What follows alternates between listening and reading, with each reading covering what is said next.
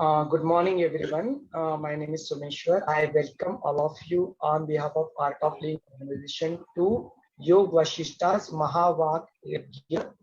Today we are on day 4. नमस्ते, जय गुरुदेव। मैं सोमेश्वर आप सभी का आर्ट ऑफ लिविंग संस्था की तरफ से योग वाशिष्ठ के महावाक यज्ञ के चौथे सत्र में स्वागत करता हूँ। अपने मेंटर यतीन जी भी अपने साथ जुड़ चुके हैं। यतीन जी वेलकम। अपने साथ अपने जूम पे सारे पार्टिसिपेंट्स भी जुड़ चुके हैं, उन सभी का भी इस चौथे सत्र में स्वागत है। और जो अपने यूट्यूब के व्यूअर्स है और जो फेसबुक के व्यूअर्स है, उन सभी का भी इसमें स्वागत है।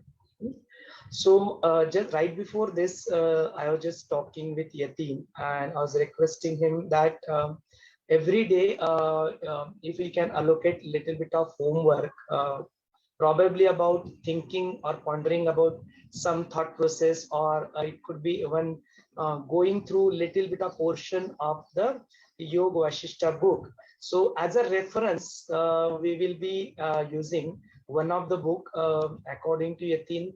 The entire flow of Yoga Vashishta. You pick up any book, be it a saransh or summary of it, or be it a very exhaustive book, still the flow of the Yoga Vashishta still continues. So right now, what I have done on the, if you are there on the WhatsApp group, then I have taken the photographs of this and posted it. So this is the book that we will be using as our reference book, Yo Subodh Yoga Vashishta, Sri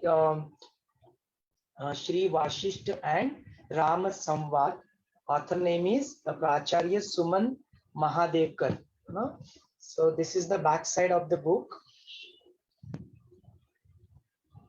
And if you go to the index of it, I have posted the screenshot of this on the group also. So if you notice, the first chapter here is a Vairagya Prakaran. यहाँ पे यदि आप देखें अनुक्रमणिका में, तो पहला chapter जो है, पहला प्रकरण जो है, वो वैराग्य प्रकरण में है। तो अभी हम लोग फिलहाल वैराग्य प्रकरण को डिस्कस कर रहे हैं। तो इसके स्क्रीनशॉट्स हम लोग डालते रहेंगे कि कहाँ पे है और पेज नंबर के साथ, तो आपको एक फ्लो पता चल जाएगा कि हम लोग यहाँ पे क्या चर्चा हो रही है और योगा सिस्टम में जो हम लोग कहाँ तक कवरेज किया है।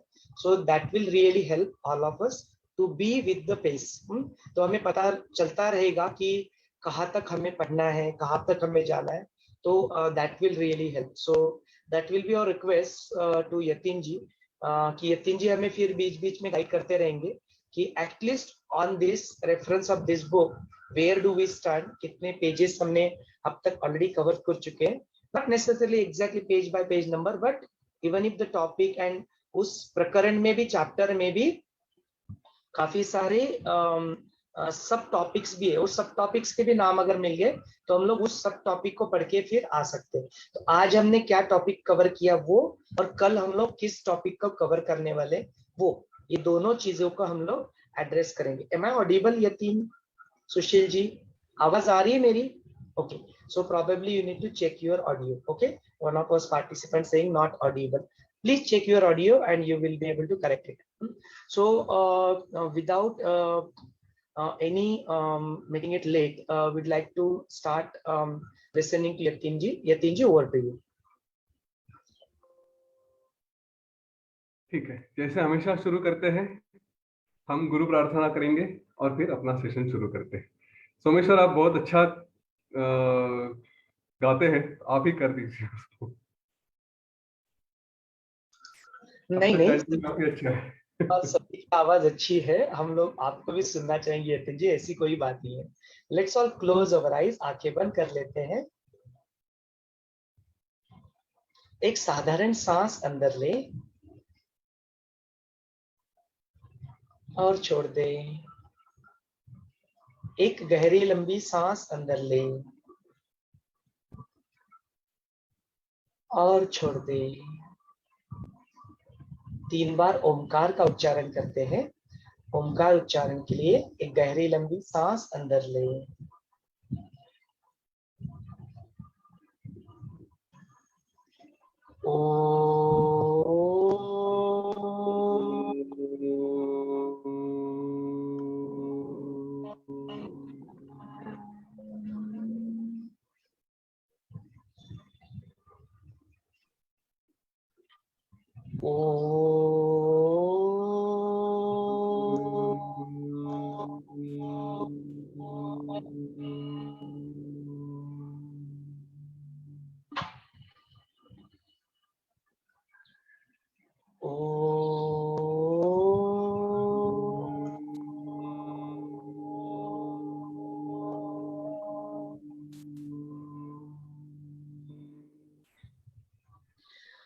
गुरु ब्रह्मा गुरु विष्णु गुरुदेवो महेश्वरः गुरु ब्रह्मा गुरु विष्णु गुरुदेवो महेश्वरः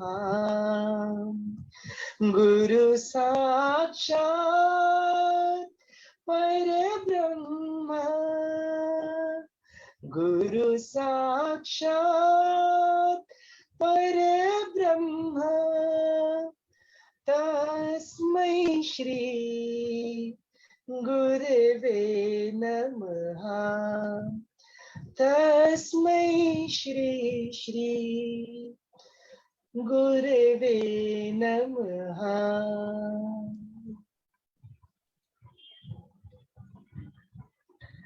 Jai Gurudev. Slowly and gradually you may open your eyes.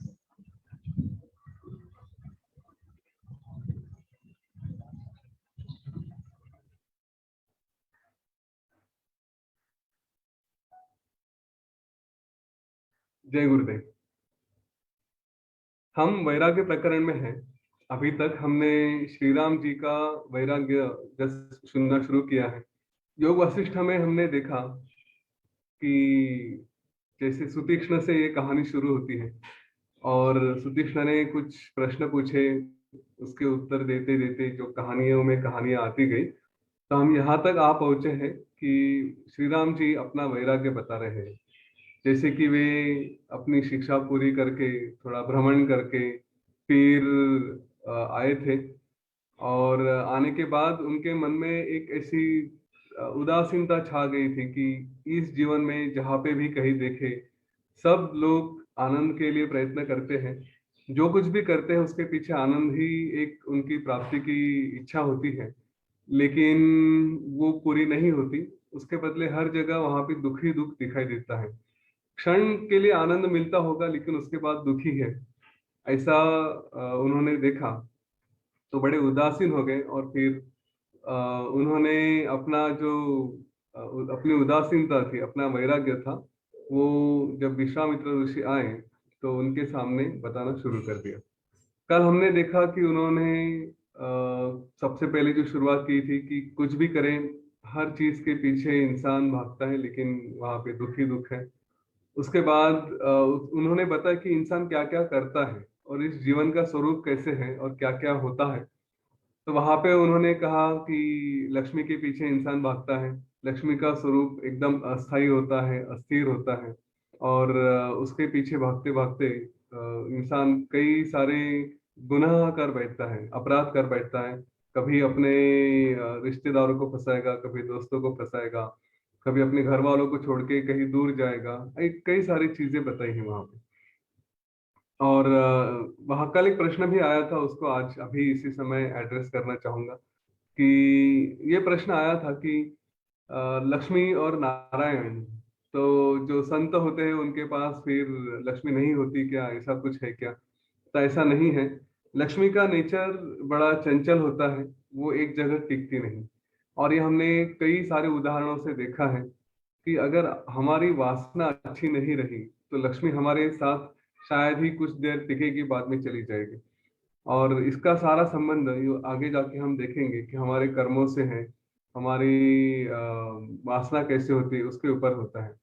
तो नारायण जहाँ पे है वहां पे लक्ष्मी को होना आवश्यक है और इसीलिए पूजा नारायण की करें। अब नारायण मतलब क्या, तो ये हम देखेंगे आत्मज्ञान में ही सब कुछ आता है। और उसकी पूजा जब करते हैं तो लक्ष्मी को वहां पे रुकना आवश्यक है। ये नहीं है कि लक्ष्मी भी एक देवता ही है, उसकी पूजा होनी चाहिए। पर किस तरह से की जाए उसका भी कुछ थोड़ा मार्गदर्शन होता है। ये नहीं कि सिर्फ लक्ष्मी की पूजा करें और नारायण को नकार दे। दोनों को भी एक एक अपने स्वरूप में उनका अपना अपना महत्व होता है, उस तरह से ही देखा जाए। तो सज्जनों के यहाँ लक्ष्मी की पूजा नहीं होती ऐसी बात नहीं है, और उसको उतना इम्पोर्टेंस नहीं दिया जाता।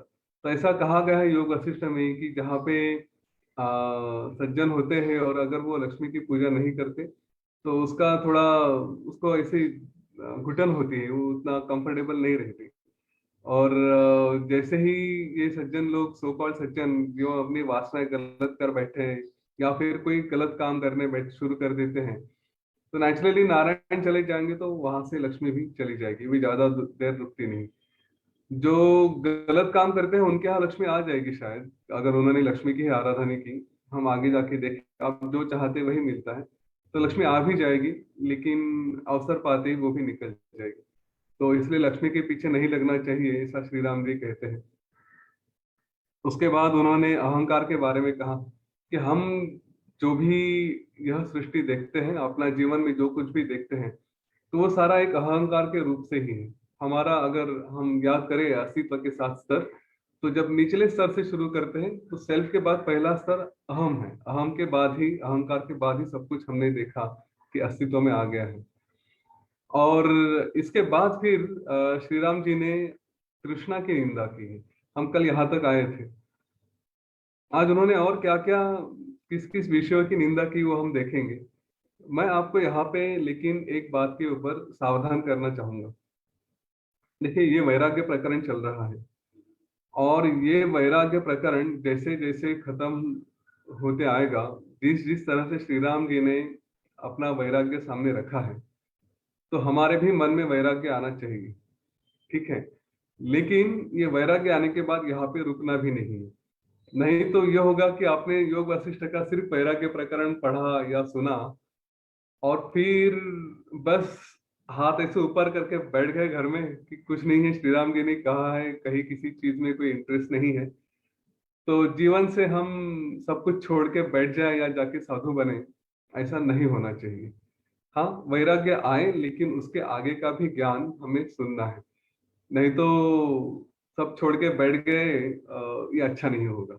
ठीक है, हमें ये हमेशा याद रखना है, श्री राम जी ने यहाँ पे सब छोड़ा नहीं था। उसके बाद इतना सारा वैराग्य उन्होंने अपना एक्सप्रेस किया, उसके बाद भी श्री राम जी पुरुषोत्तम बने हैं। हाँ, तो वो सबसे इम्पोर्टेंट ज्ञान हमको सुनना है, यहाँ पे सुन के रुकना नहीं। लेकिन वैराग्य आना भी आवश्यक रहेगा। अगर वैराग्य ही नहीं आएगा तो आगे का ज्ञान हम सुनने जाएंगे, लेकिन उसमें वो फील नहीं आएगा। वो ट्रांसफॉर्मेशन होने के लिए कभी तो हमें वो एक उसका अनुभव आना आवश्यक है। ये पहली बात है। दूसरी बात, जो एक्चुअली सारे किताबों में योग वासिष्ठ का वर्णन करते समय वैराग्य का जब प्रकरण खत्म होता है, तो उस समय वहां पे क्या स्थिति थी उसका वर्णन किया गया है। मैं वो वर्णन पहले कर देना चाहता हूँ, क्योंकि वो मतलब फ्लैशबैक में उन्होंने बताया कि हाँ, जब ये श्री राम जी बता रहे थे तब ऐसा ऐसा हुआ था करके। तो हम उसको पहले बता देते हैं ताकि आपको इस बात का एक अनुभव हो, एक अंदाज हो कि सच में ये वैराग्य, जब श्री राम जी अपना वैराग्य बता रहे थे तो वहां की परिस्थिति क्या थी। देखिए, योग वासिष्ठ ये अति पावन ग्रंथ है, कोई साधारण ग्रंथ नहीं है। और यह सब आत्मज्ञान की बात हो रही है। सबसे बड़ी बात है कि हमने जितनी भी ज्ञान की चर्चा सुनी है, टिपिकली अपने यहाँ तीन ग्रंथ माने जाते हैं। योग वशिष्ठ है, अष्टावक्र गीता है, और भगवत गीता है। तो भगवत गीता में एक साधारण इंसान को भगवान के द्वारा ज्ञान की प्राप्ति हुई थी। अष्टावक्र गीता में एक इंसान के द्वारा दूसरे इंसान को ज्ञान की प्राप्ति हुई थी। और योग वशिष्ठ में भगवान को एक इंसान के द्वारा ज्ञान प्राप्ति हुई थी। श्री वशिष्ठ जी को इंसान कहना ये बहुत बड़ी गलती होगी। वे तो सबके मतलब जो सारे आत्मज्ञानी होते हैं वो तो भगवान से भी ऊपर होते हैं। है ना। गुरु को कोई इंसान कहना ये गलत बात होगी, पर फिर भी अगर कहा जाए, देखा जाए तो एक भगवान के रूप में है और दूसरे एक इंसान के रूप में है। तो ऐसा कौन सा जो भाव था कि जहाँ पे भगवान ही भ्रम में पड़ गए और उन्हें जो ज्ञान मिला वो कितना श्रेष्ठ ज्ञान होगा। दूसरी बात, ऐसा कहा जाता है कि आत्मज्ञान प्राप्त करने के लिए मनुष्य जन्म ही चाहिए।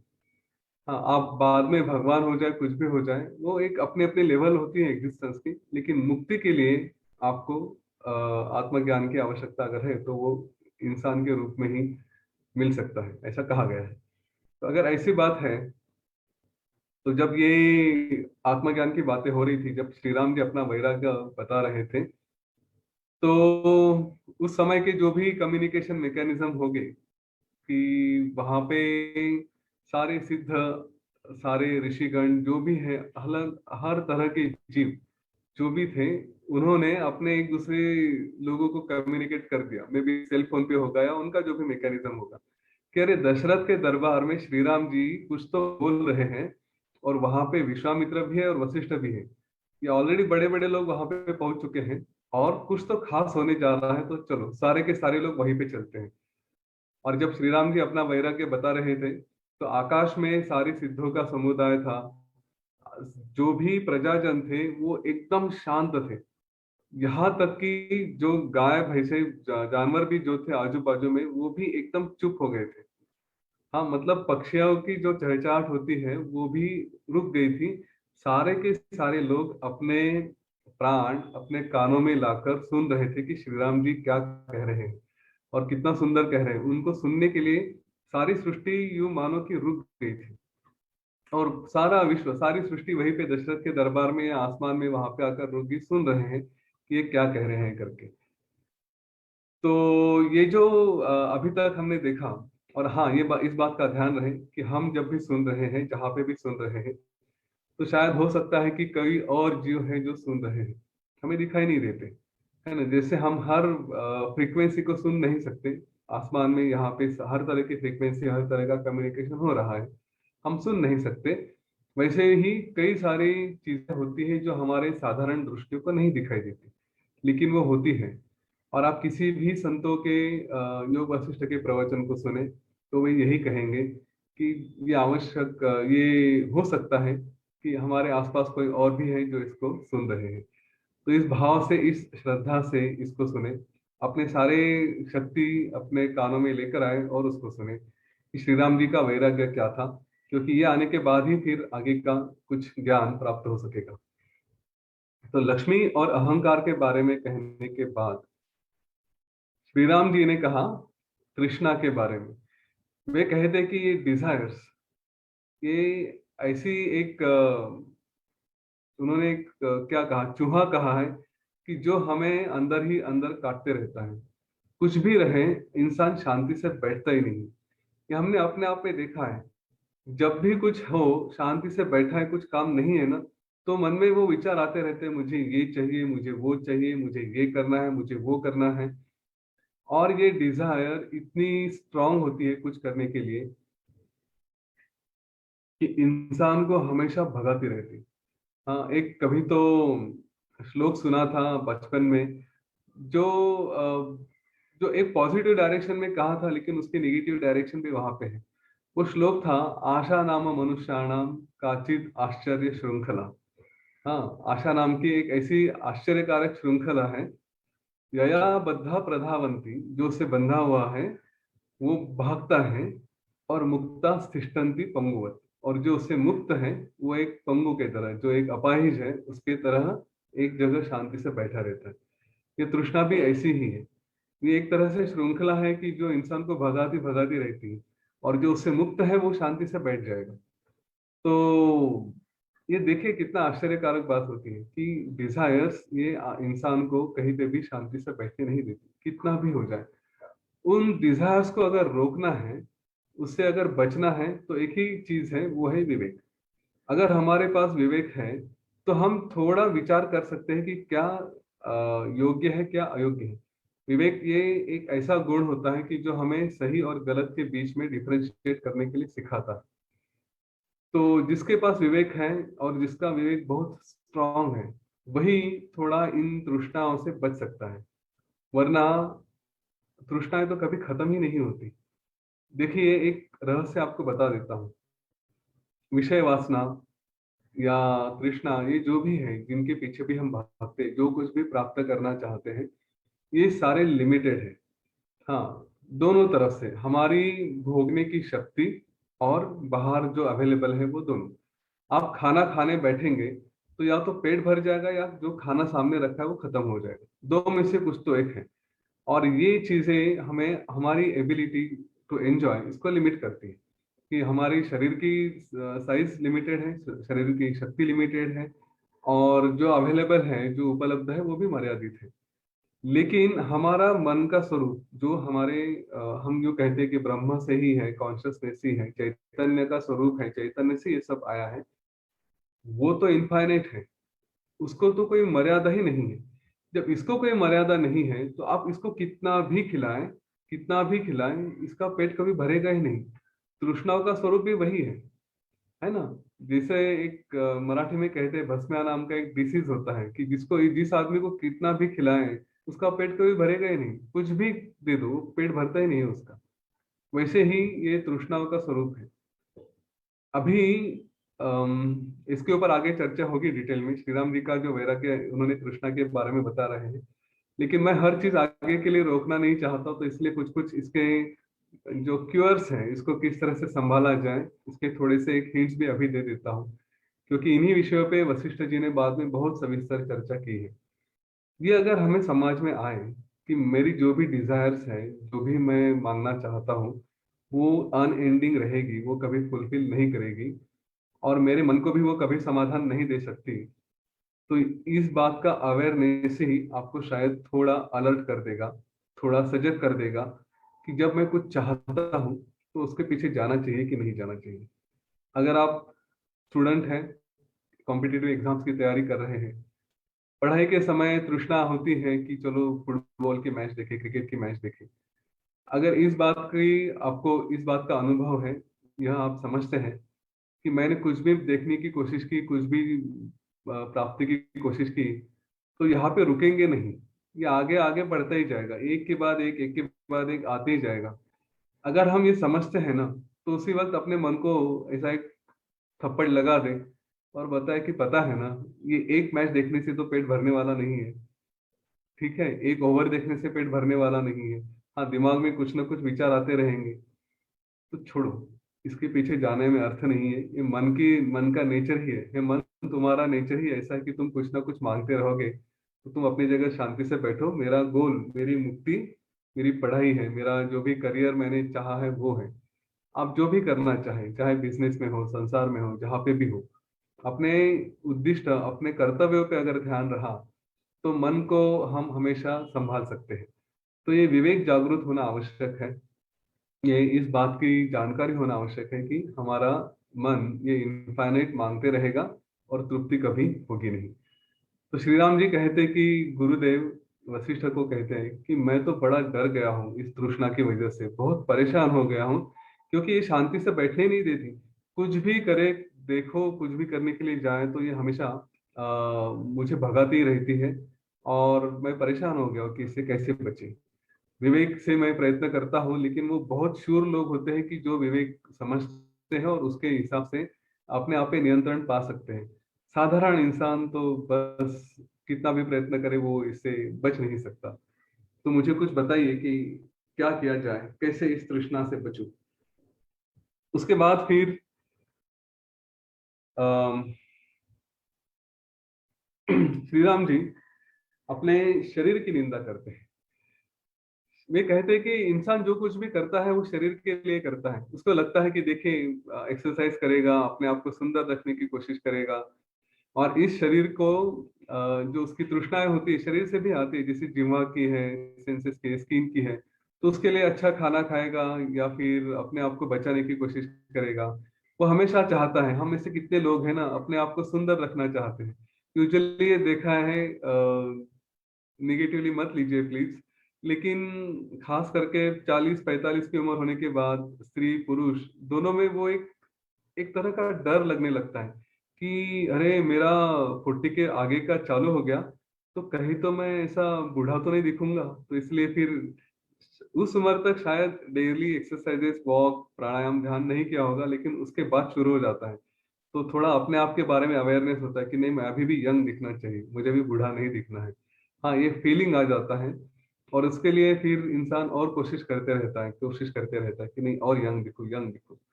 अपने आप को फिर हेल्दी रखने की कोशिश की जाती है। ऐसा करना गलत नहीं है, ठीक है, लेकिन उसके पीछे एक भावना, एक डर होता है। वो होता है कि मेरा शरीर कभी थोड़ा ढीला तो नहीं पड़ जाए। तो श्री राम जी कहते हैं इस शरीर के लिए इंसान क्या क्या नहीं करता, और ये सब करते करते करते करते वो इस बात को भूल जाता है कि ये शरीर भी देखा जाए तो नश्वर ही है। एक दिन तो ये शरीर एकदम कृतघ्न होके हमें छोड़ देगा। वो हमारे लिए कोई प्रेम नहीं रखता। और दूसरी बात, इस शरीर को हम देखा जाए तो इसके ऊपर, जिसके ऊपर हम इतना प्रेम कर रहे हैं, वो है क्या? एक तरह से वो सारी चमड़ी में बंधे हुए कुछ तो नाड़ियां हैं, कुछ तो हड्डियां हैं। और एक जैसे चादर के अंदर हम लपेट लेते हैं, वैसे ही चमड़ी के चादर के अंदर कुछ मल मूत्र भरा है, पसीना भरा है। अगर शरीर को काट के देखे, इसमें कई सारे बैक्टीरिया होते हैं, वायरस होते हैं, है ना। ये सारा शरीर इन सब चीजों को लेकर बढ़ रहा है, उन्हीं को पोस रहा है, जिसे हम कहते हैं पैरासाइट्स। इस शरीर के अंदर कई सारी चीजें हैं, उनको ये शरीर उनका पोषण भी कर रहा है। और फिर भी इसके ऊपर इतना प्रेम है, क्यों है पता नहीं। फिर कहते हैं कि मैंने लोगों से सुना है कि बचपन वो भी बड़ा श्रेष्ठ होता है। जीवन के हमारे अलग अलग स्टेजेस होते हैं ना, बचपन होता है, फिर यौवन होता है, उसके बाद फिर बुढ़ापा होता है। तो ऐसा सुना है कि सबसे श्रेष्ठ, सबसे आनंददायी अवस्था ये बचपन की होती है। हम में से सारे लोग मानते हैं ना, सबसे खुशी की स्टेज कौन सी है? बचपन की है ना, एकदम एंजॉय करते हैं, राइट। उसके जैसा सुख नहीं। अभी आप श्री राम जी को सुनेंगे तो शायद इस बात से आपका विश्वास उड़ जाएगा। आप कहेंगे बाकी शायद कंट्रोल में हो सकता है, बचपन के बारे में नहीं कह सकते। देखिए कितना सुंदर तरीके से कहा है उन्होंने। श्री राम जी कहते हैं कि बचपन को कैसे आनंददायक कहा जा सकता है, मुझे समझ में नहीं आता। एक तो इसकी जैसी परावलंबी अवस्था कोई हो ही नहीं सकती, है ना। हम कहते हैं कि हम सबसे खुश हैं बचपन में, लेकिन ये आज कहते हैं, जब बचपन में थे तब अपनी अगर फीलिंग को याद करें, जो भी याद हो सकता है, तो तब याद आएगा कि नहीं, उस वक्त मेरे मन में क्या चल रहा था, बाप रे, उसकी तो कोई कल्पना ही नहीं की जा सकती। देखिए एकदम छोटा बच्चा होता है, उसको वो क्या कर सकता है? उसको सिर्फ दो चीजें होती हैं, या तो रोएगा या तो हंसेगा। ठीक है, उसी का एक लैंग्वेज होता है, उसके सिवा और कुछ बोल नहीं सकता। अभी वो इतना डिपेंडेंट होता है अपने पेरेंट्स के ऊपर या अपनी माँ के ऊपर। इस बच्चे को अगर भूख लगे तो वो रो देगा, अगर पेट दुख रहा है तो भी रो देगा। अब उसके रोने का इंटरप्रिटेशन जो उसकी माँ करेगी वही उसका भविष्य होगा। इसका पेट दुख रहा है, माँ को लगेगा भूख लगी, उसको खाना खिला दो। और इसको भूख लगी है, ये रोएगा, माँ को लगेगा इसको गैसेस हो गए, तो उसके ऊपर कोई बीड़े का पत्ता रखेगा, हींग लगाएगी, कुछ तो करेगी। ये और जोर से चिल्लाएगा और भूख लगी है करके, लेकिन इसको लगता है और ज्यादा गैसेस हो रहे हैं या कुछ हो रहा है। ठीक है, ये माँ उसको जैसे समझेगी वैसे ही है। इसको ठंड लग रही है और माँ को लग रहा है कि इसको गर्मी हो रही है, तो इसको सारे कपड़े उतार देगी, क्योंकि माँ शायद एक्सरसाइज करके आई है। या माँ को ठंड लग रही होगी, इसको गर्मी हो रही होगी, तो इसको कपड़े पहना देगी, स्वेटर पहना देगी। ये कर क्या सकता है? और श्री राम जी कहते कि इस अवस्था को कैसे कह सकते हैं कि आप आनंददायी अवस्था हो सकती है करके। हाँ, यहाँ पे आप पूरा दूसरे के ऊपर डिपेंडेंट हो। चलो थोड़ा और बड़े हो गए, बड़े हो गए तो हमने देखे हैं कि आजू बाजू के बच्चे भी बच्चों से, छोटे बच्चों से कुछ ना कुछ गलत काम करवा लेते हैं।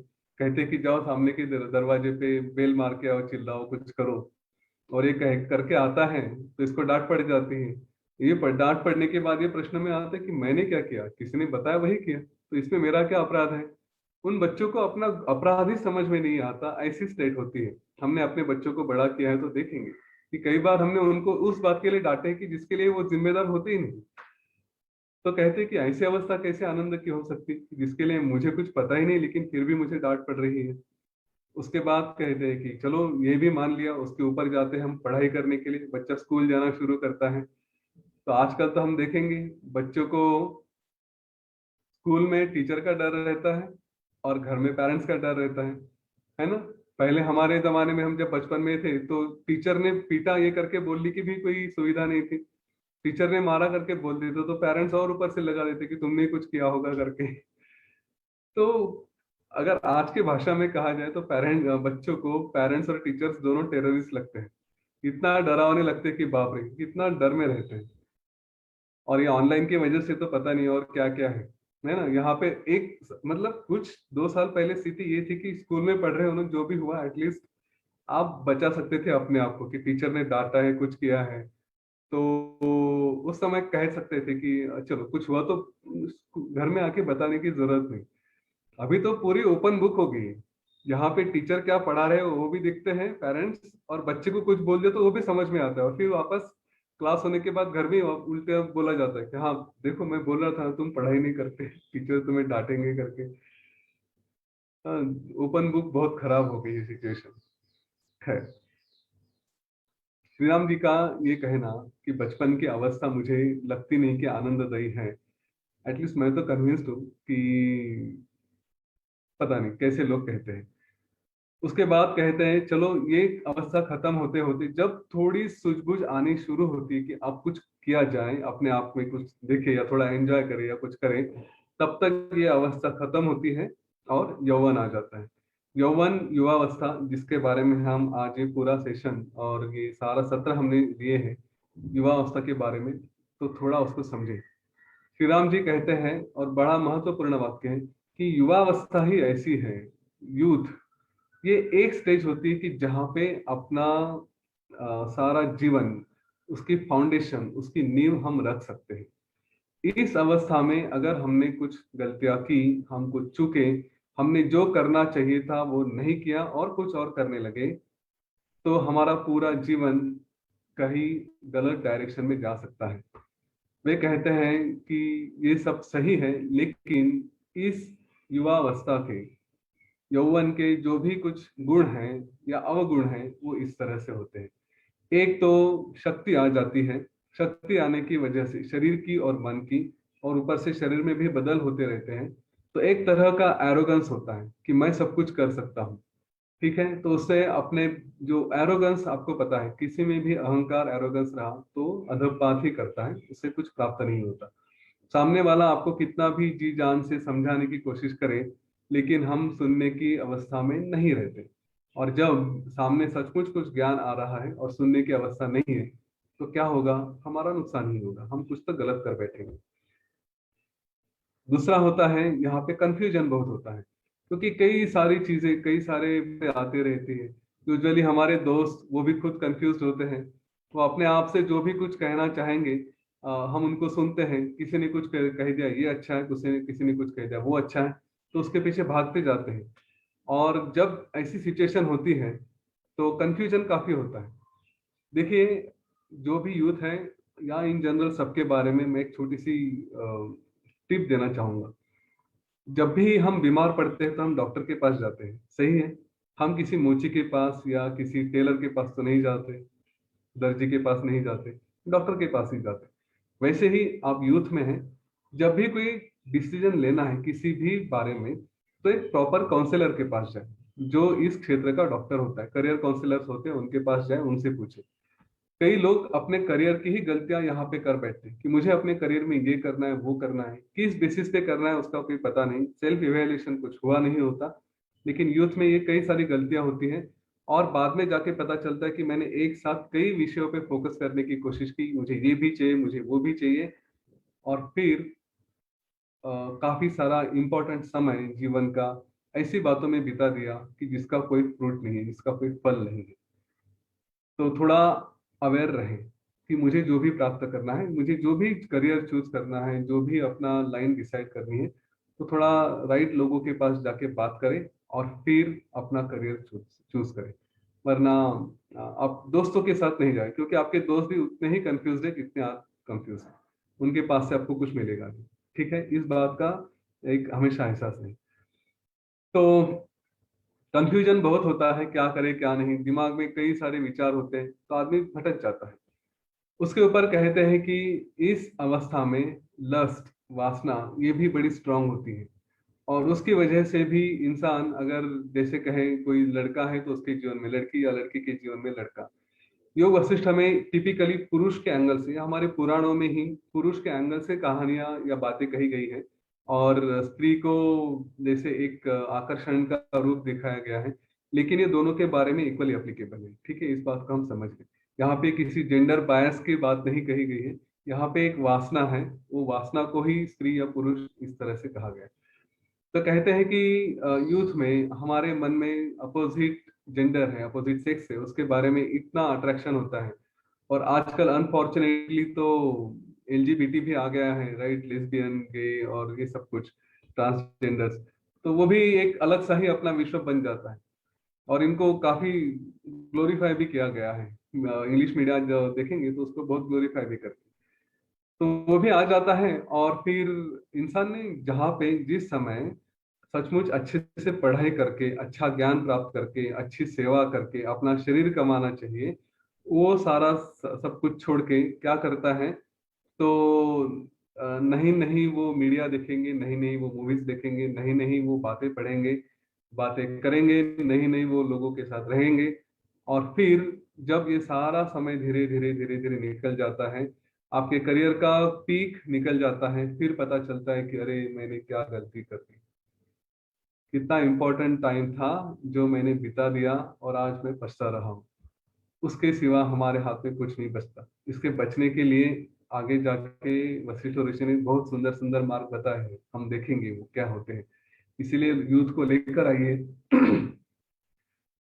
क्योंकि सही समय में अगर सही ज्ञान मिलता है तो सही जीवन की प्राप्ति कर सकेंगे। श्री राम जी ये इतना सुंदर बताते हैं, वे कहते हैं कि जो कुछ भी पॉसिबल है वो इसी समय कर सकते हैं यूथ में, लेकिन इंसान नहीं करता, छोड़ देता है। फिर इसी समय वो स्त्री की भी निंदा करते हैं, क्योंकि वो खुद पुरुष है, वो स्त्री की निंदा करते हैं। लेकिन हम स्त्रियों के एंगल से भी देखें कि जहाँ पे पुरुषों की भी निंदा होती है। कहते हैं कि हर लोग, देखिए यूथ में टिपिकली सब लोग सुंदर दिखना चाहते हैं, और एक प्राइमरी पर्पस होता है कि अपोजिट सेक्स को अपने तरफ अट्रैक्ट करे। ये नेचर है। यहाँ पे तो कोयल भी, जो मेल कोयल होता है वो भी गाता है, क्योंकि उसको अपना वंश बढ़ाना होता है। लायंस भी यही करते हैं।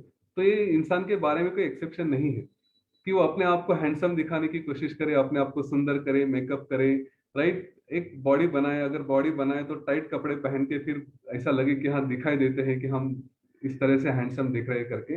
प्राइमरी पर्पस उसका वही होता है, माने या ना माने, लेकिन लस्ट होती है, अट्रैक्शन होता है कि अपोजिट सेक्स को अपने तरफ अट्रैक्ट करे।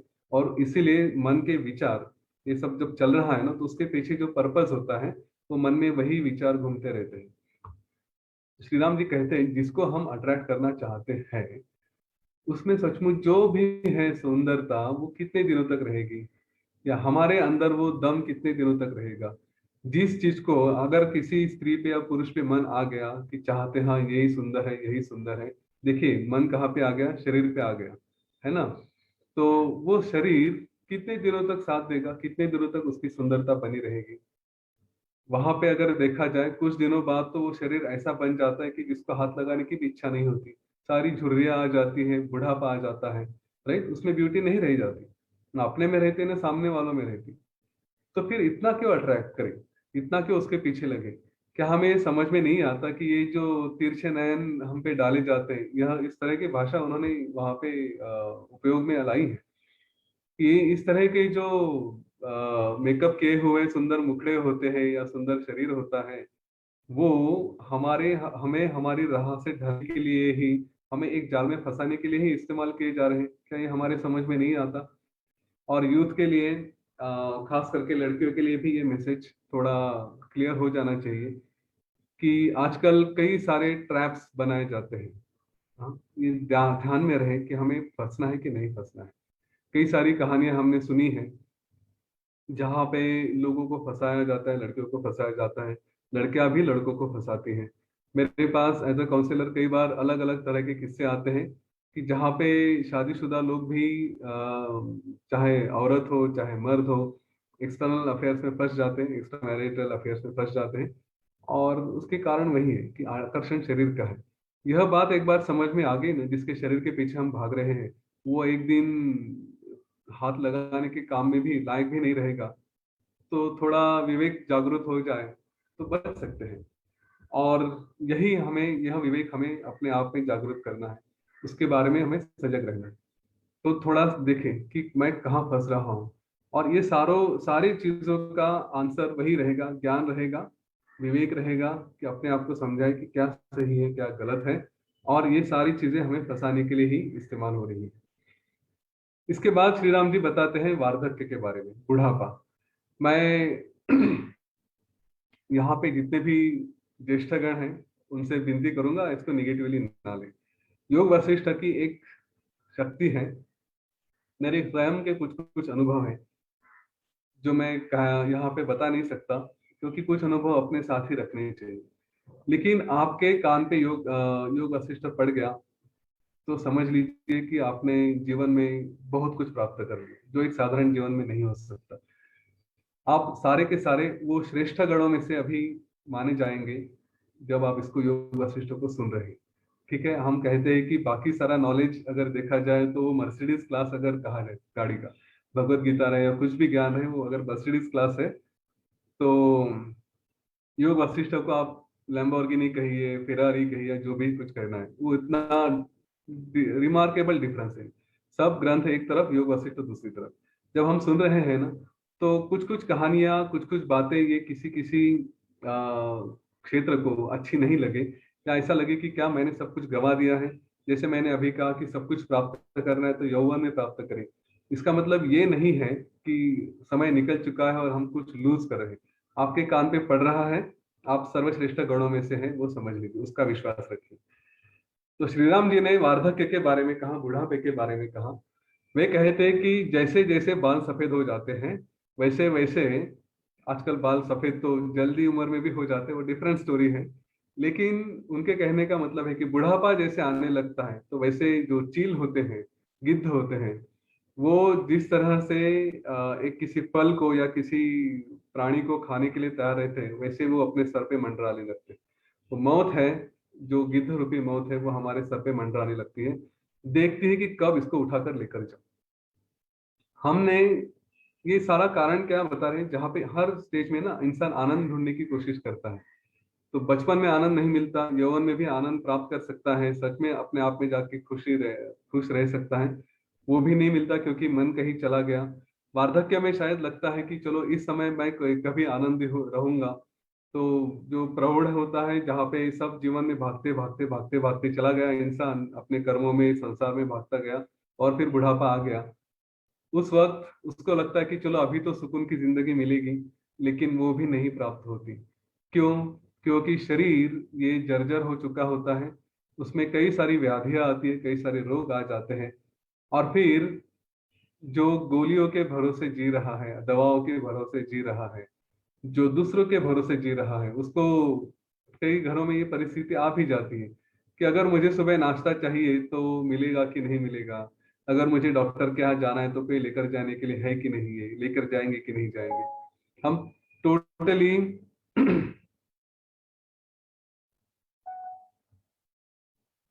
हम टोटली दूसरों के ऊपर डिपेंडेंट हो जाते हैं। और ऐसे अवस्था में कहाँ आनंद रहेगा, जहाँ पे मृत्यु का भय लगा रहता है। एक बहुत सुंदर श्लोक है संस्कृत में, मेरे ख्याल से यही श्लोक आदि शंकराचार्य जी के ही इसमें आया है, कि अंगम गलितम पलितम मुंडम। हाँ, शरीर पूरा गल जाता है हमारा, क्या सर भी मुंडम हो जाता है, बाल भी नहीं रहते। अंगम गलितम पलितम मुंडम, दशन विहीनम जातम तुंडम, मुंह में दांत भी नहीं रहते। ठीक है। वृद्धो यापि गृहीत्वा दंडम, बुढ़ापा आ जाता है, हाथ में काठी आ जाती है। वृद्धो यापि गृहीत्वा दंडम, तदपि न मुंचती आशा पिंडम, फिर भी जीने की आशा छुटती नहीं, इंसान को और जीना होता है और जीना होता है।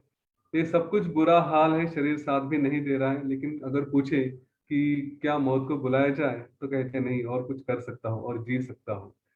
ठीक है। वो बहुत जो काफी सारे पेन्स में रहते हैं, दर्द में रहते हैं, कई समय तक बिस्तर पे पड़े रहते हैं, वो शायद कहेंगे कि हाँ अभी मौत को डालो, अभी सहा नहीं जाता। लेकिन तब तक आशा तो लगी रहती है ना। तब तदपि न मुंचती आशा पिंडम, जीने की आशा छुटती नहीं। पर डर लगा रहता है, मेरा क्या होगा, मुझे क्या होगा, मेरी संपत्ति का क्या होगा, मेरे बाद झगड़े हो गए क्या, है ना। कई सारी समस्याएं वृद्धाप काल में रहती हैं। और श्री राम जी पूछते हैं कि यहाँ पे भी आनंद नहीं है। अगर इन चारों तीनों स्टेजेस में आनंद है ही नहीं, बचपन में नहीं है, यूथ में नहीं है, बुढ़ापे में नहीं है, तो फिर मैं जीवन क्यों जीऊं। कोई तो कारण होना चाहिए ना, कि ना संपत्ति से सुख है, ना अहंकार में सुख है, ना स्त्री में सुख है, ना अपने शरीर में सुख है। इन सारी चीजों में सुख नहीं है। ना किसी जीवन की अवस्था में सुख की प्राप्ति हो सकती है। चलो आज नहीं है, कल मिलेगा, ऐसी आशा रखता हूँ। तो समय के बारे में भी बताते हैं, काल के बारे में भी बताते हैं कि मुझे लगता है कि हम जिस तरह से जीते हैं ना, कि आज नहीं कल करूंगा, तो मुझे कोई गारंटी दे कि काल का भरोसा दिया जा सकता है। किसी को भरोसा है कल काल का, समय का, कि कल कुछ नहीं होगा करके। उन्होंने कहा मैंने देखे हैं लोग क्या क्या रहते हैं और क्या क्या बन जाते हैं। कभी जो राजा है वो कभी रंक बन गया है, कभी आदमी हेल्दी है तो दूसरे दिन बीमार पड़ जाता है। क्या नहीं हो सकता। काल का इतना स्ट्रांगनेस है, इतना वो स्ट्रांग है कि अपने जीवन में कुछ भी लेकर आ सकता है। जीवन का कोई गारंटी नहीं है। मैं चाहूँ कि आज हाँ मैं ये करूंगा, मैं वो करूंगा, अपने मजले, इसको इमले कहते हैं, हमारी बिल्डिंगें बनाते रहूंगा, मन में ही मन में सारे कुछ ख्वाब देखूंगा, सपने देखूंगा। लेकिन समय का तो कोई भरोसा ही नहीं है, वो कल जाके कुछ भी कर देगा तो खत्म। है ना, हमने देखा है। ये कोरोना ने ही हमें दिखा दिया है क्या क्या हमने प्लान नहीं किए थे। मैं अपनी बात करूं तो पिछले साल हमने मतलब कई प्रयत्नों के बाद यूएस जाने की तैयारी की थी। शायद 15 अप्रैल का पिछले साल का बुकिंग था, सारे टिकट्स। 15 मई को जाना था, 15 अप्रैल को जाना था, 15 मई को आना था। और ये 20-22 अप्रैल को, मार्च को लॉकडाउन शुरू हो गया तो खत्म, सारे टिकट कैंसिल करने पड़े। कितने सपने देखे थे। ये मेरे साथ हुआ है, हमारे साथ कई बातें हुई हैं ऐसी। श्री राम जी कहते हैं कि लोग जिस तरह से जीते हैं, मुझे बड़ा आश्चर्य होता है कि अरे समय के ऊपर इतना भरोसा, काल के ऊपर इतना भरोसा कोई कैसे कर सकता है। जबकि हम देखते हैं आजू बाजू में ही क्या क्या नहीं होता, अच्छा खासा इंसान हमारे सामने निकल गया, पता ही नहीं चला। और हम कहते हैं अरे वो चला गया। कल ही एक न्यूज पढ़ी मेरे कलीग के बारे में, 44 इयर्स सडनली एक्सपायर। अगर ऐसी बातें होती है तो समय के ऊपर भरोसा क्यों करें। और ये मैंने अपने जीवन में भी देखा था, सोमेश्वर भी मुझसे सहमत होंगे। कॉर्पोरेट लाइफ में था, शुरू से ही सेवा और साधना, सत्संग, इसमें इंटरेस्ट था, स्पिरिचुअलिटी में इंटरेस्ट रहा। तो मेरे कलीग अक्सर ये कहा करते थे कि यार यतीन, ये जो कर रहे हैं ना, ध्यान सेवा, ये सब रिटायर होने के बाद की बात है। भजन कीर्तन अभी यूथ में ये कोई मतलब नहीं बनता। ये करना है ना, रिटायर हो जाओ, 60 के बाद तब करो, तब जाके चैरिटी करना है, तब जाके जो कुछ भी करना है करो। तो अक्सर हमने देखा है ना, यूथ लोग यही करते हैं। ये सारा जब समय होता है 30, 40, 45, 50 जो भी है, उस समय कुछ नहीं करेंगे। 60 के बाद करेंगे जो भी करना है, भजन कीर्तन, उसके बाद। तब तक ध्यान साधना वगैरह ये मतलब नहीं बनता। तो मेरा उत्तर यही रहता था कि भाई मानता हूँ रिटायरमेंट के बाद ही करना है, लेकिन एक डर लगा रहता है यार, कि अगर रिटायरमेंट जल्दी आ गई तो जीवन से जल्दी रिटायर होना पड़े तो फिर वो मन में नहीं रह जाए कि ना मैंने जीवन में सेवा की, साधना की, सत्संग किया, ना कुछ प्राप्ति की, ये जीवन ऐसे ही गया और खत्म हो गया सडनली, फिर क्या करें।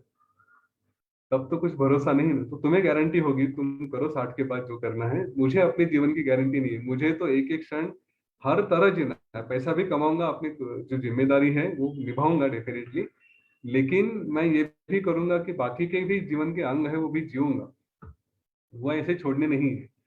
भरोसा नहीं है जीवन का, मुझे तो कुछ भरोसा नहीं लगता। तुमको लगता है तो तुम रखो।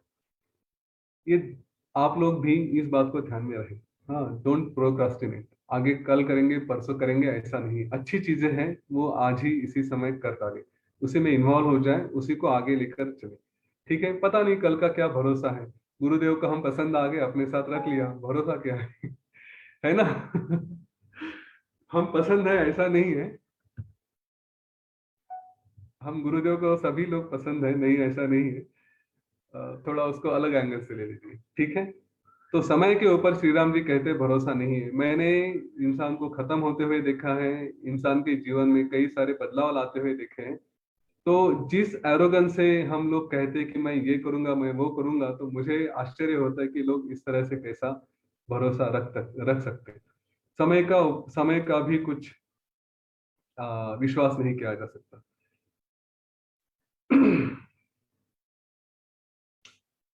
तो इसके बाद श्री राम जी प्रार्थना करते हैं गुरुदेव से, सभी से।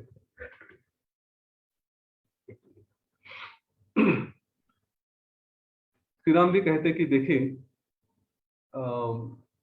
मुझे ये सारी बातों के बाद अभी एक भी कारण नहीं लग रहा कि जीवन जिया जाए।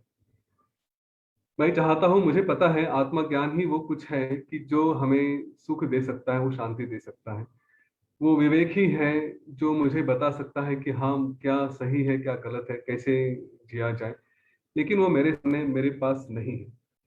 तो आप लोगों के पास आत्मज्ञान होगा तो आप मुझे दीजिए, ताकि उसके हिसाब से वो जीवन प्राप्त करके मैं अपने आप को कहीं तो एक सुखी समझ सकूं, कुछ तो मैं आगे बढ़ सकूं।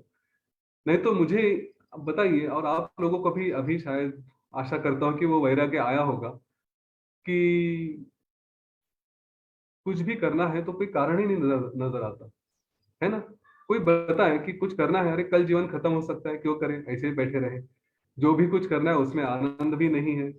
आनंद अगर लगेगा तो थोड़ी देर के लिए लगेगा, उसके बाद फिर से भागते ही रहेंगे। एक चीज से आनंद प्राप्त हुआ ऐसा नहीं है। हमने देखा है 2 BHK के फ्लैट खरीदना है, आनंद मिला क्या? नहीं। फर्नीचर करने का टेंशन आ गया। फर्नीचर मिला, आनंद हुआ क्या? नहीं। फिर और कुछ हो गया। ठीक है, कुछ दिनों बाद आएगा 2 BHK सफिशिएंट नहीं है, 3 BHK चाहिए।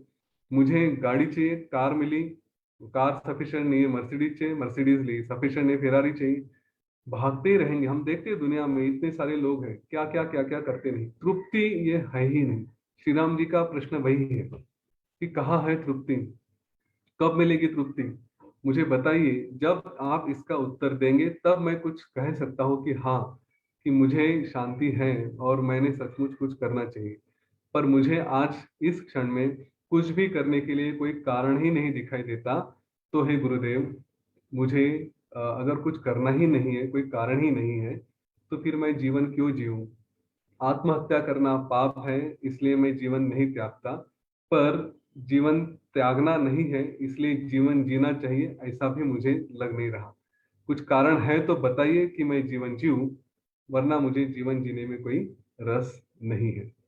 अगर आप आपके पास वो ज्ञान मुझे देने की इच्छा है, क्योंकि आपको देख के लगता है कि आप तो हमेशा मुस्कुराते रहते हैं, always there is a smile. तो आपके पास वो ज्ञान है ऐसा लगता है, क्योंकि आप कुछ कर रहे हैं। विश्वामित्र जी इतना सारा कुछ कर रहे हैं, यज्ञ वगैरह कर रहे हैं, तो कोई तो कारण है। आप भी यहाँ पे गुरुकुल चलाते हैं, लोगों को शिक्षा देते हैं, ज्ञान देते हैं, कुछ तो है, आप जीवन जी रहे हैं, तो कोई कारण है। पर वो मुझे कारण पता नहीं। तो आप वो कारण मुझे बताइए, क्यों जीवन जिया जाए, वो ज्ञान दीजिए कि जिससे मैं तृप्त रहूं, जिससे मैं कुछ करता रहूं, जिसमें मुझे जीवन में सब कुछ करते हुए भी शांति मिले। और वो ज्ञान अगर आप मुझे देना चाहेंगे, दे सकते हैं तो ठीक है। आप अगर ये समझते हैं कि आपके पास है और मैं प्राप्त कर सकता हूँ तो ठीक है। अगर आपको ये लगता है कि मैं उसके लायक हूँ तो ठीक है। लेकिन किसी कारणवश अगर आप वो ज्ञान मुझे नहीं दे सकते, तो मुझे क्षमा करिए। मैं अन्न और पानी दोनों त्याग करके यहाँ पे अपना जीवन छोड़ना चाहूंगा। यह कह के श्री राम जी शांत हो गए। हम भी आज शांत हो जाएंगे। मैं थोड़ी सी 2 शब्द और कहूंगा। ये कहने के बाद उस समय सारी सृष्टि एकदम शांत हो गई थी। कि कितना सुंदर कह रहे हैं, जैसे सबने अपने प्राण कानों में लाकर सुना था कि अरे, श्री राम जी जो वैराग्य बता रहे हैं, ये तो हमारे भी मन की अवस्था है। सब लोग एकदम शांत हो गए, किसी की भी कोई आवाज नहीं थी। और इसके बाद फिर जो हुआ वो हम कल देखेंगे। 8:30 हो चुके हैं, मुझे यहाँ पे रुकना चाहिए। आज के लिए आपको आह्वान रहेगा कि ये जो सारा ज्ञान हमने सुना, अगर चाहिए तो रिकॉर्डिंग भी फिर से सुन लीजिए। देखिए कि इनमें से कौन कौन सी चीजें हमारे लिए अप्लीकेबल है। सब अप्लीकेबल है, मैं आपको गारंटी देता हूँ। सब अप्लीकेबल है, सब हमें लगती है। लेकिन हम कितना उलझे हुए हैं, क्या हम ये सचमुच समझते हैं? और अगर हम ये समझते हैं तो इस पे हमारे विचार क्या है, हम क्या कर सकते हैं, इसका आज दिन भर में विचार करिए।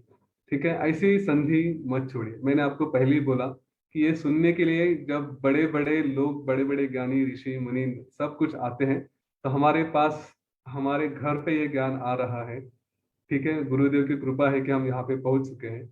तो थोड़ा उसका विचार करें और फिर कल हम बातें करेंगे। ठीक है, आज यहाँ पे रुकेंगे। सोमेश्वर, आपकी तरफ। जय गुरुदेव। Such an amazing insight. Thank you so much, Yatin. We are all blessed to have you in our life. हम लोग इस क्षण को जी पा रहे हैं। हम लोग इस क्षण को, ब्रह्मांड की जो स्थिति शायद उस वक्त भी रही होगी जब योग वासिष्ठ का ज्ञान प्रभु रामचंद्र जी को दिया गया रहेगा, उस स्थिति को, शायद उस यूनिवर्स की स्थिति को हम लोग फिर से एक बार रिक्रिएट यहाँ पे किया जा रहा है। उसके लिए, वो रिक्रिएट करने के लिए बहुत बहुत धन्यवाद। Thank you so much. कहते हैं जो ज्ञान होता है वो ज्ञान कब बनता है और इंफॉर्मेशन क्या होती है। माहिती जिसको बोलते हैं ना, माहिती तंत्रज्ञान बोलते हैं। इंफॉर्मेशन टेक्नोलॉजी को माहिती और तंत्रज्ञान बोला जाता है। What is it that information? क्या वो है जो इंफॉर्मेशन होती है और क्या होता है जो ज्ञान में परिवर्तित हो जाता है? Fuck you. Fuck you. Fuck you. Nằm mơ Fuck you. fuck you. I am. Fuck you.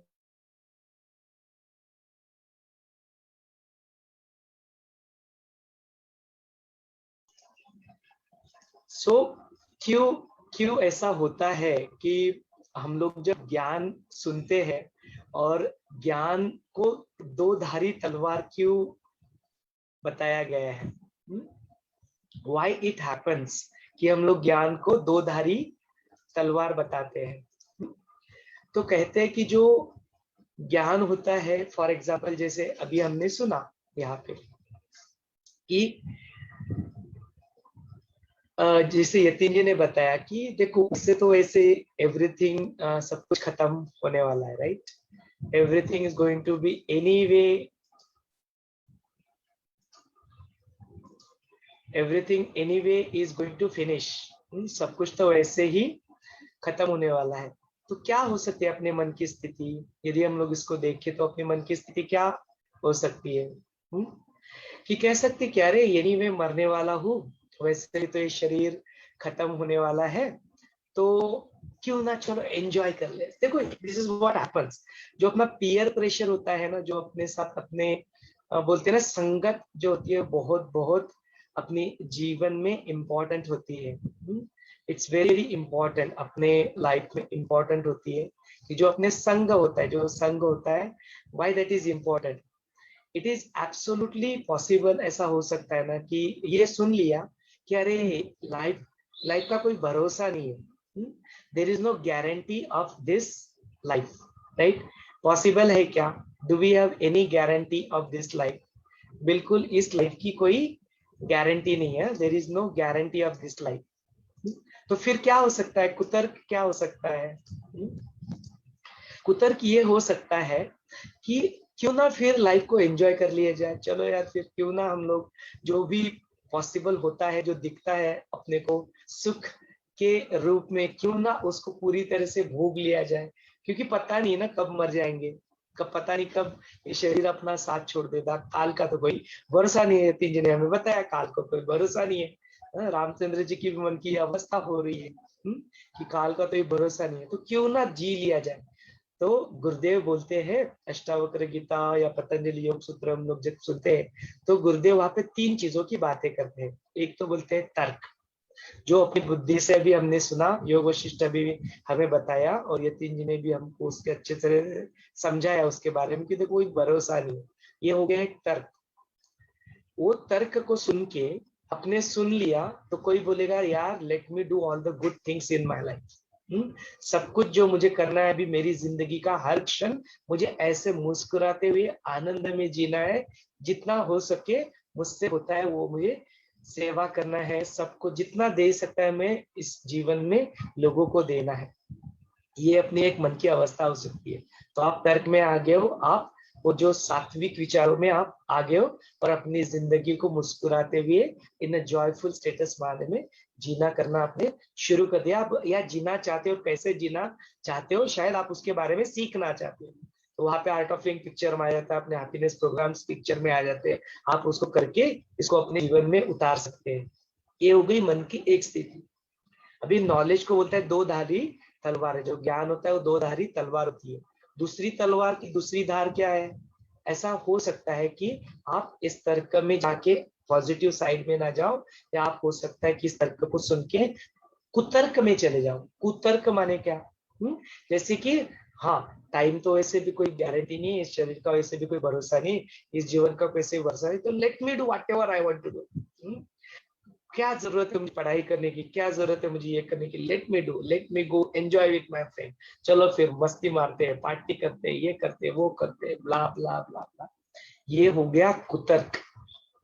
तर्क होता है जो अपने जिंदगी को आगे बढ़ाता है, कुतर्क होता है वो अपने को विनाश की ओर लेके जाता है। कुतर्क में ना फंसे। हाँ, तो इसीलिए इंपॉर्टेंट क्यों होता है, संग क्यों बोला गया है, why there is importance of good people in our life, क्यों हमें यतीन जी जैसे लोगों के साथ जुड़ना है। बिकॉज वो संग होता है, वो जो होता है ना कि अपने जीवन में सदगुरु आ गए। सदगुरु हमारा अंतरात्मा अपने को जरूर गाइड हमेशा करता रहेगा। अंतरात्मा अपने को जरूर क्या चीज हमें करना है वो बताता रहेगा। लेकिन अक्सर होता है ना, गुरुदेव के साथ हम लोग फिजिकली बात कर पाते हैं क्या? Do we always get a time to go and talk to Gurudev physically? इसीलिए ऋषि जी के जो वीडियो हमने सुने थे, ऋषि ने बताया था अपने जीवन में अपने आसपास में ऐसा इंसान आप ढूंढ लो, कोई ऐसा पकड़ लो कि जिनसे आप फिजिकली बात कर सकते हो, जिनके सानिध्य में आप रह सकते हो,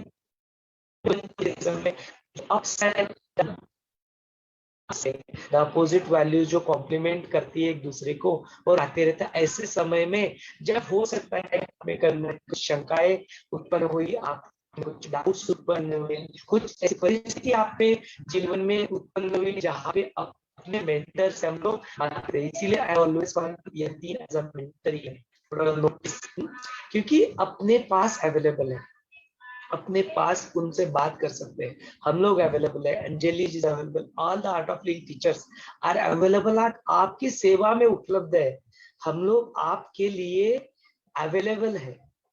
कुछ भी ऐसा हो ना, कुछ भी ऐसी तकलीफ हो, कुछ भी ऐसा बॉदरेशन हो, कुछ भी चिंता हो, गुरुदेव तो बोलते हैं मुझे दे दो, आप मुक्त हो जाओ। हाँ, लेकिन यदि किसी कारणवश यदि आप उसको कर नहीं पा रहे हो, ये तो तथास्तु तो हो जाएगा। योग शिष्टक का ज्ञान सुन रहे हैं तो ज्ञान तो निकाल ही देगा अपने को इस जिंदगी में, इससे तर ही लेगा, पार ही कर देगा। लेकिन ऐसा कुछ हो ना, तो एक मेंटर को अपनी जिंदगी में जरूर पकड़ लेना, उनके साथ जरूर अपनी सारी बातें शेयर करके सब कुछ, you just share everything with them your life, and जरूर उनसे रिक्वेस्ट कीजिए कि हमें मार्गदर्शन कीजिए, how we can lead this life to the fullest possible extent. जो जीवन जो मिला हुआ है उसको पूरी तरह से हम लोग कैसे आनंद के साथ जी सकते, कैसे हम लोग सेवा की गहराई में, साधना की गहराई में जा सकते। With that note I will stop here. I would like to hear from all of you, आप इसके बारे में क्या कहते हैं, या आप चैट का भी यूज कर सकते हैं, चैट पे भी डाल सकते हैं। We are change the chat to the host only, तो आप जो कुछ भी लिखेंगे it will reach to us.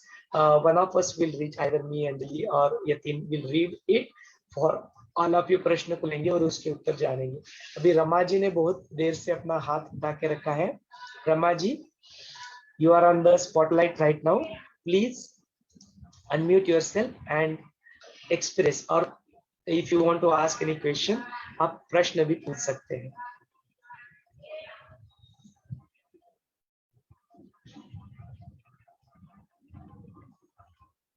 You are unmute Rama ji, आपको अनम्यूट करना पड़ेगा, आप नहीं कर पाओगे। मैं या आई नो, वो हमने अनम्यूट ऑप्शन निकाल दिया। I have sent you the invitation. Okay okay.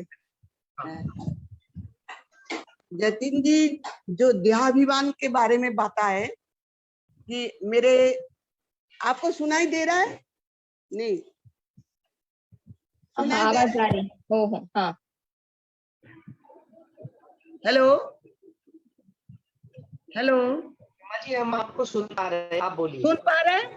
हाँ जी, हाँ जी, बोलिए अभी सुन बोलिए। पा रहे हैं। तो जतिन जी के साथ मेरा बात है कि जतिन जी जो देहाभिमान के बारे में बातें किए कि हमारे जो देहाभिमान है यूथ में जो ज्यादातर होती है कि मैं अपोजिट सेक्स को अट्रैक्ट करती हूँ या करता है, जो भी है। तो अगर मेरे दिमाग में एक सजेशन है कि अगर मैं छोटे से ऐसे प्रैक्टिस करूं कि मिरर का सामने लाए, मिरर को सामने ला के मेरे जो चेहरा है उनको मैं 80 साल का कैसी होगी मेरे चेहरा 80 साल में, ये अगर मैं कल्पना कर लूं तब मेरे देहाभिमान धीरे धीरे चल जाएगा कि मैं जो अभी इतनी सुंदर हूँ। तो जैसे मेरे यंग एज में, तो अगर मिरर लेके मैं प्रैक्टिस करूं तो वो धीरे धीरे, मुझे लगता है, मेरा फीलिंग्स के बात बता रहे कि मेरा देहाभिमान धीरे धीरे चल जाएगी। क्योंकि आजकल को होता है कि देखिए प्रोफाइल जो होता है ना, फेसबुक प्रोफाइल बोलिए या व्हाट्सएप प्रोफाइल बोलिए, मेरे साथ जो हुआ है तो मैं उसमें एक फोटो रखी थी जो मेरे यंग एज की थी, just in my college life. But then I saw कि बहुत ज्यादातर ऐसे प्रश्न मुझे आने लगा जैसे कोई यंग लड़की को पूछना चाहिए। आई एम नाउ 60 क्रॉस कर लिए, but this questions are not suitable for me. So I then मैं वो फोटो हटा दिए। अभी का जो फोटो है, अभी का जो मेरा 60 क्रॉस करने का जो फोटो है वो उसको रख लिए। उसके बाद देखिए प्रॉब्लम मेरा सॉल्व हो गया। तो मैं यही प्रश्न यूथ को मैं सजेशन दे रही हूँ कि मुझे जो शरीर का सुंदरता है ये मैं अगर मन में बार बार सोचती रही हूँ कि मैं 80 साल में कैसी होंगी, तो मेरा देहाभिमान धीरे धीरे हट जाएगा। हाँ, मेरा देहाभिमान धीरे धीरे हट जाएगा। और गुरुजी का और एक मेडिटेशन मुझे बहुत अच्छा लगता है कि तुम सोच लो कि तुम्हारा डेड बॉडी पास में पड़ा हुआ है। अगर मैं ये भी प्रैक्टिस करते रहो, ये मेडिटेशन भी प्रैक्टिस करते रहो, तो ये भी बहुत अच्छा है। और अगर मैं आदि शंकराचार्य के मोह मुद्गर मैं रोज पाठ करूं, जैसे बालस्तावत क्रीडासक्त, तरुणस्तावत तरुणी रक्त, वृद्धस्तावत चिंता मग्न, परमे ब्रह्मणि कोपि न लग्न। अगर मैं शुरू से ही ना ब्रह्म के बारे में खोज लूं, शुरू से ही मैं क्वेस्ट नहीं हूं मेरे पास, तो मैं कैसे मैं बुढ़ापे में ये कर सकूंगी? तब तो मुझे बैठने की ताकत भी नहीं होगी, सीधा होके बैठने की ताकत भी नहीं होगी, मेरे कमर में दर्द होगी, सब में शरीर में ये। तो यंग एज में जो मुझे पॉसिबल होगी, माने इस साथ संग में बैठने का जो शक्ति होगी, मुझे एनर्जी होगी, वो तो बुढ़ापे में नहीं होगी। इसीलिए शुरू से ही मुझे करना है, बचपन से ही मुझे करना है। और ये जो संस्कार है ये बचपन से ही बच्चों को डालना है। तब क्या होती है ना, बचपन से बच्चे संस्कार से बधा हुआ होता है। वो पेरेंट्स को रोज सुनती है कि गीता पाठ करते हैं, माँ रोज गीता पाठ कर रही है तो मुझे भी थोड़ा सुनना चाहिए। माँ सत्संग करती है तो मैं भी थोड़ा अट्रैक्ट हूँ। तो घर का माहौल ऐसा होना चाहिए कि बच्चे भी अट्रैक्ट हो जाए, धीरे धीरे बच्चे भी अट्रैक्ट हो जाए।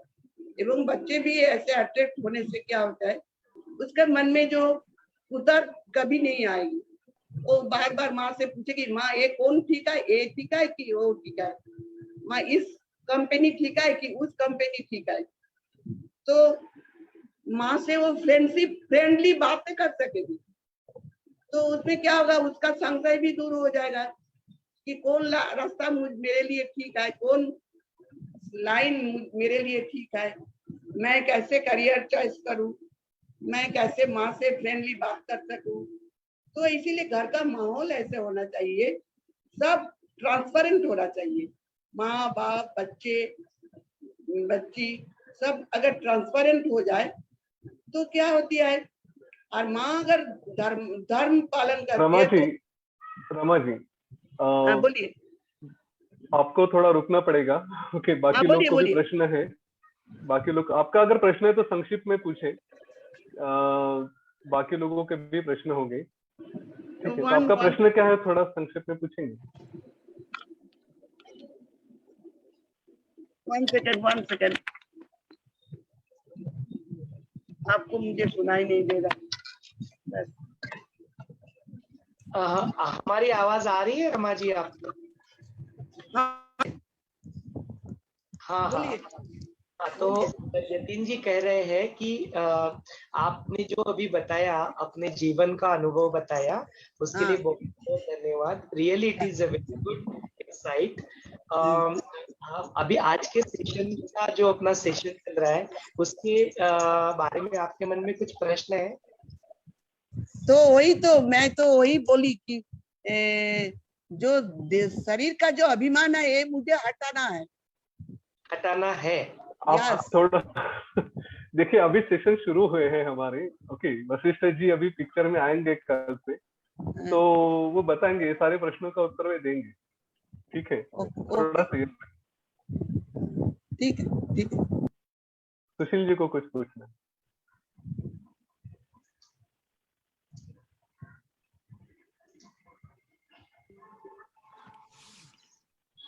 इसको कुतर्क ना समझें, ये मेरी पहले रिक्वेस्ट है। मन में एक विचार आता है कि रामचंद्र जी ने, जैसे बोलते हैं ना, glass half filled and half empty.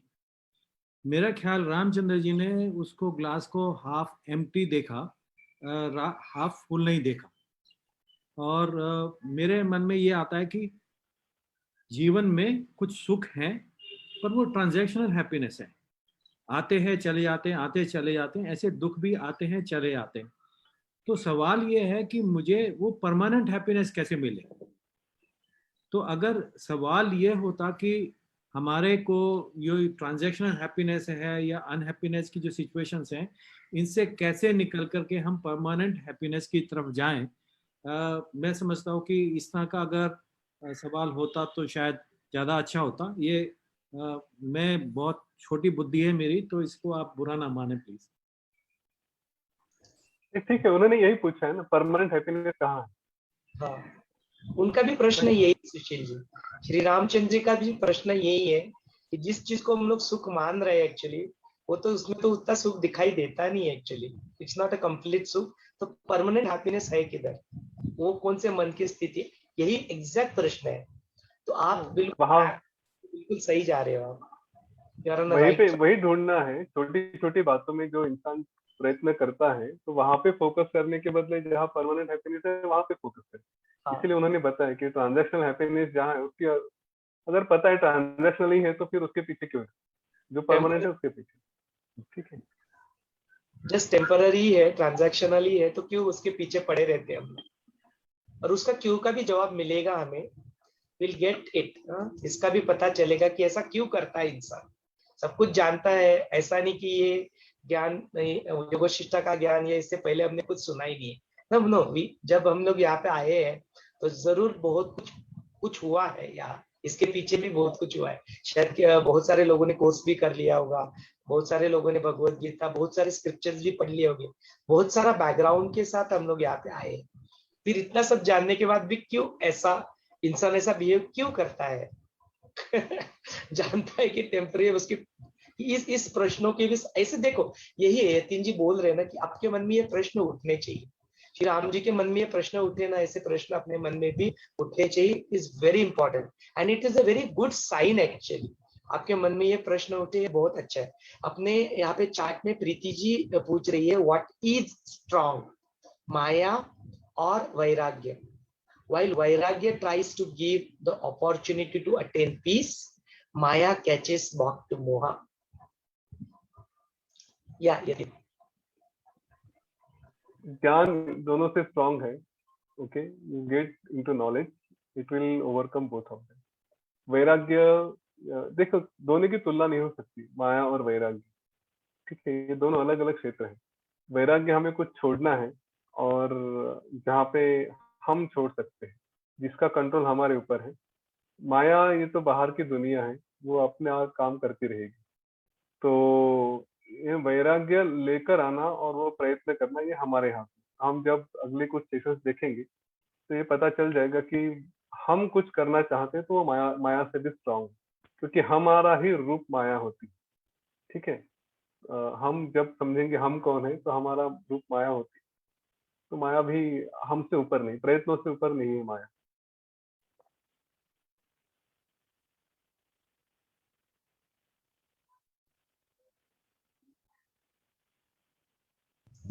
यहाँ पे अपने और एक पार्टिसिपेंट है सचिन जी। सचिन जी कहते हैं very well explain by Yatin ji, intensity matters, how Prabhu Ram observed life at his tender age and finding solution became life and death situation for him. उनका इंटेंसिटी बोलते बहुत तगड़ा था, that he wanted to get, जो अंदर का सीकर था वो जाग चुका था और वो जानना चाहता था।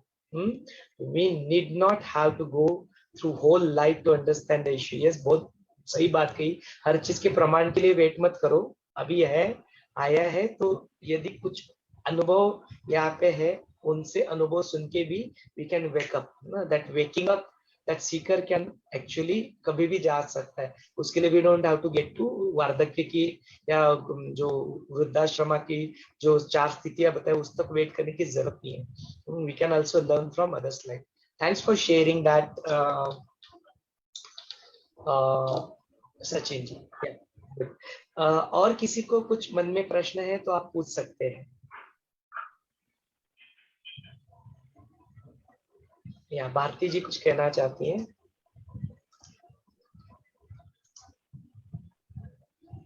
हाँ जी। हेलो, हाँ हम आप सुनाई दे रहे? हाँ जी बोलिए बोलिए। पर्सनल लाइफ के लिए कुछ प्रॉब्लम के लिए सलाह चाहिए थी जतिन जी से, ये पॉसिबल है? हाँ जी, पॉसिबल है। हाँ, बट वो मैं यहाँ नहीं डिस्कस कर सकती नहीं, हूँ। यहाँ तो पे मैं आपको मोबाइल नंबर दे देता हूँ, आप मुझे मैसेज करिए, फिर बात कर लेंगे। जी जी।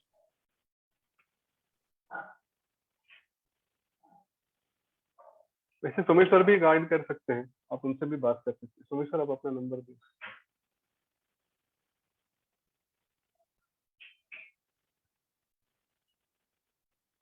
Even Anjali can put her number. Anjali, please put your number here.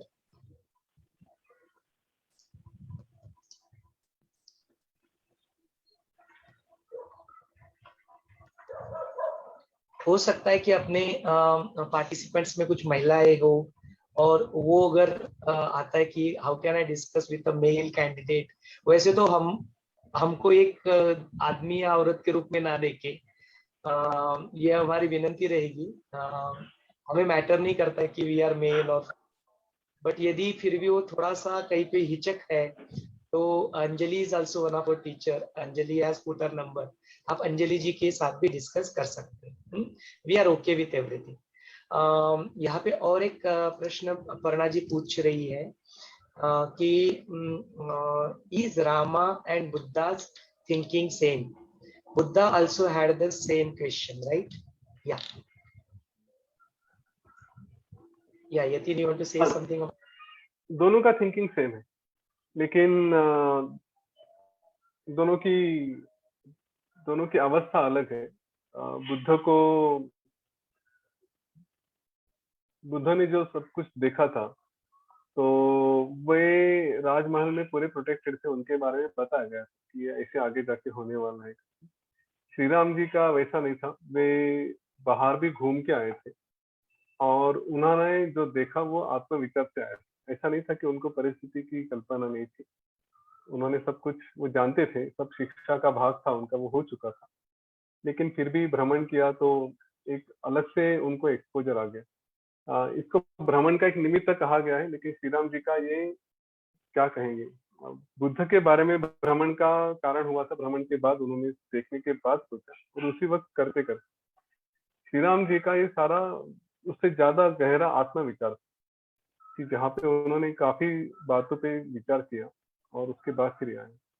तो थोड़ा फर्क है, लेकिन कहेंगे तो ग्रॉस लेवल पे सेम ही कहा जा सकता है, कोई ये देखो स्थिति कैसे हुई, उत्पन्न हुई, अगर दोनों के लाइफ का देखा जाए तो बुद्धा, अच्छा बुद्ध को हम लोग जो रेफर कर रहे हैं ना, तो मैं बुद्धा के बारे में थोड़ा और एक चीजें नमूद कर देना चाहता हूँ। ये इंसाइट्स मुझे मेरे दोस्त हैं विनोद कामले, यतीन जी के भी बहुत अच्छे दोस्त हैं।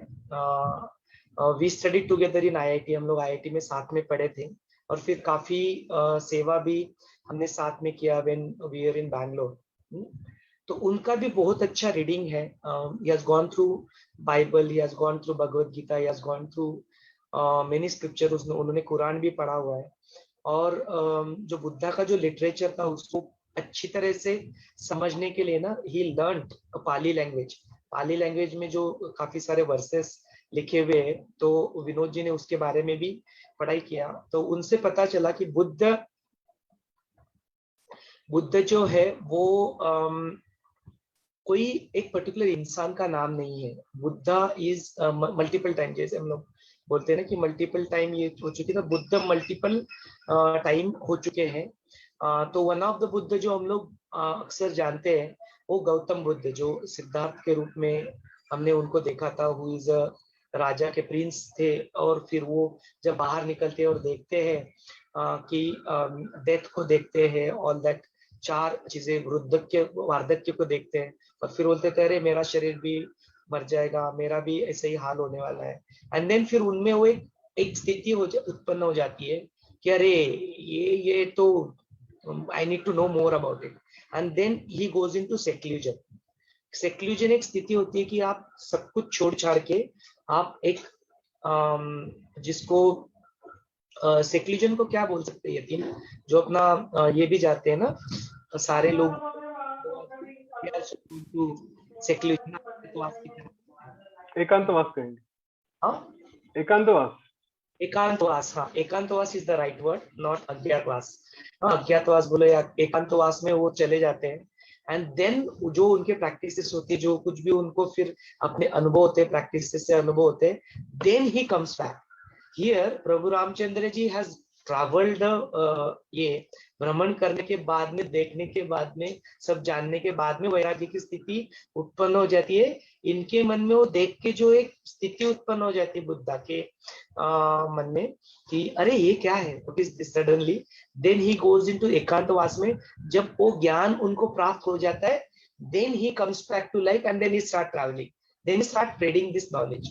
वो एक अंतर है लाइफ स्टोरी अगर देखे जाए तो बुद्धा के। लेकिन जो दोनों का जो पर्पस जो है वो पर्पस एक ही है कि लोगों को जगाए, लोगों को ज्ञान में लाए, लोगों को सही जो परमानंद है उसकी अनुभव कराए। It's already 9 o'clock, we have taken a संकल्प कि we will finish on time. So आज 9 बज के इसके बारे में आप सोचे जरूर, जितना हम लोग इसकी गहराई में उतरेंगे सोचे और जरूर पढ़े। ये रीजन ही आज का था, आपने नोटिस किया होगा चार्ट पे, बुक के आपके पास जो भी बुक है इसके ऊपर पढ़े। हम लोग वैराग्य के चैप्टर में है, मैंने यहाँ पे चार्ट में डाला भी था, वो चीज में कॉपी करके I will put it on the group also कि हमने अब तक या कवर कर लिया। तो जरूर इसके बारे में पढ़े, चिंतन करे, मनन करे इसके बारे में, going to be very very helpful. Okay, with that note आज का सेशन हम लोग यहीं पे समापन करते हैं, हम लोग यहीं पे रुकते हैं, फिर से कल मिलने के लिए। व्हाट्सएप ग्रुप नंबर जो हमने डाला है सुशील जी 9822 जो मेरा नंबर है, वहीं पे आप व्हाट्सएप में भी जुड़ सकते हैं। और जो ये वीडियो है जिसकी मैंने लिंक डाली हुई है उसके अंदर भी ये सारे डिटेल्स अवेलेबल है, लेकिन मैं और एक बार ये यहाँ पे पेस्ट कर दूंगा तो आपके पास वो सब अवेलेबल रहेगा, it will be available to you. तो हम लोग यहीं पे रुक जाते हैं, फेसबुक लाइव वगैरह हम लोग स्टॉप कर देते हैं, रिकॉर्डिंग एंड ऑल दैट।